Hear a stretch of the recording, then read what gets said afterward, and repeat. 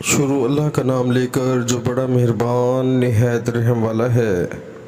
حضرت ابن عباس رضی اللہ تعالیٰ عنہ نے فرمایا کہ اگر گیلی نجاست پر تمہارے پاؤں پڑیں تو انہیں دھو ڈالو، اور اگر نجاست خشک ہو تو دھونے کی ضرورت نہیں۔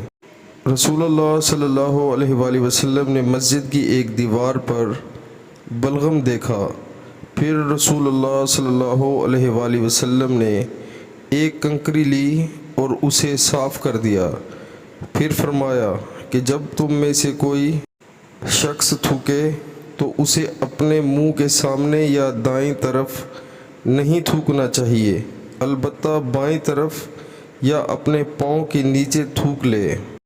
صحیح البخاری کتاب نماز کا بیان۔ مسجد میں رینٹ کو کنکری سے کھرچ ڈالنا۔ حدیث نمبر 409۔ پیارے مسلمانوں، اللہ تعالی ہمیں حدیث پاک سن کر اس پر عمل کرنے کی توفیق عطا فرمائے، آمین۔